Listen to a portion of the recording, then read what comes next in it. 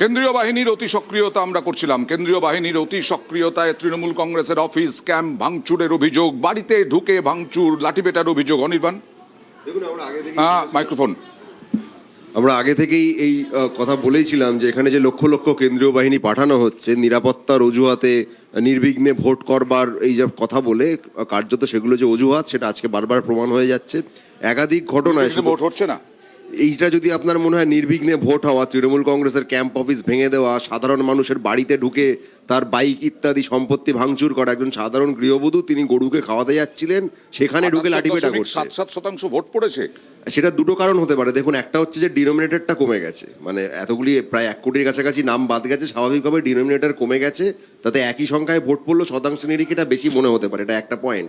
দ্বিতীয়ত, যে বাড়তি ভোট, যদি ধরে নিলাম বাড়তি ভোট পড়েছে, আপনার কি মনে হয় যে 3 মাস ধরে যে পরিমাণ ভয়ানক হেনস্থার মুখে বাংলার মানুষকে নির্বাচন কমিশন ফেলেছে, সেই এক্সট্রা ভোটটা গিয়ে আপনার কথা অনুযায়ী অ্যান্টি ইনকামবেন্সি ভোট হচ্ছে? অ্যান্টি ইনকামবেন্সি হচ্ছে এক অর্থে, কিন্তু এখানে ইনকামবেন্ট যেটা সেটা ইলেকশন কমিশন। 78.77% ভোট। একটা বোমার আওয়াজ, দেখুন, তৃণমূলের মুখপাত্র, একটা বোমার আওয়াজ পর্যন্ত নেই, মুর্শিদাবাদেও নেই।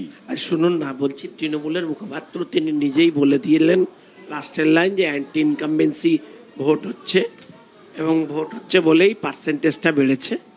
এবং আমি এই ব্যাপারে শুধু স্পেসিফিক্যালি বলতে চাই যে এটা ঘটনা যে ভোট তুলনামূলকভাবে শান্তিপূর্ণই হচ্ছে, কারণ এখনো পর্যন্ত কোনো বড় ইনসিডেন্টের খবর নেই, আপনারা দেখাতে পাচ্ছেন না। কিন্তু কেন্দ্রীয় বাহিনীর বিরুদ্ধে অতি সক্রিয়তার অভিযোগ। অতি সক্রিয়তা থাকতেই হবে, এই তো তৃণমূল বলছে। আর থাকতে হবে তো, অতি সক্রিয়তা কি অসুবিধা? ক্যাম্প অফিস ভাঙচুর হ্যাঁ, তো থাকবে। ক্যাম্প অফিস বানাবে কেন?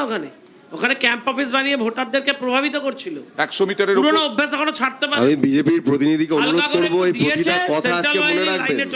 4টা মেয়ের পর যেন এই কথাগুলো আপনাদের মনে থাকে, তাদের একটু দেওয়া উচিত। আমরা অনুরোধ করব 4টা মেয়ের পর যেন এই কথাগুলো আপনারা মনে রাখেন। অনির্বাণ বাবু থাকবেন, মিষ্টি খাওয়াবো আমরা, বিচ্যুতি বাটার নাড়ু আমরাও মিষ্টি খাওয়াবো, কিন্তু সেই মিষ্টি খাওয়ার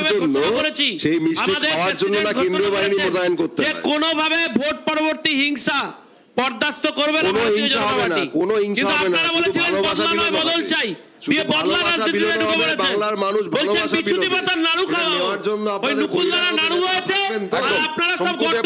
বলছেন মিষ্টি খাওয়াবেন 4 তারিখে অনির্বাণকে, হতেও পারে অবশ্য অতনুদেরও নিশ্চয়ই খাওয়াবে, সবাইকে খাওয়াবে বিরোধী যারা।